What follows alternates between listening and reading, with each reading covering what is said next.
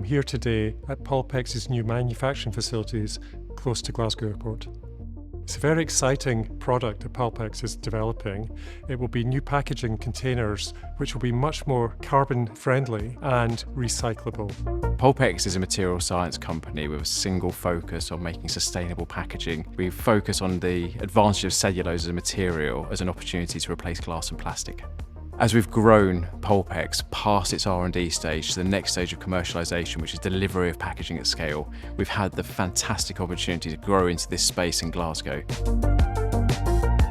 The bank invested £10 million in February 2025 to enable Pulpex to bring their manufacturing facility here. In 12 months' time, this factory, we hope, will be producing 40 million bottles, supporting job growth here and supporting Scotland on its journey to net zero. The change is going to be incredible and it's very exciting, and we couldn't have done that without the partnership from the Scottish National Investment Bank. To see them come together, not just in the funding that came directly to us, but the relationships they have locally to save us the time we need finding partners. It's more than just an investment, it's actually about bringing an entire partnership together.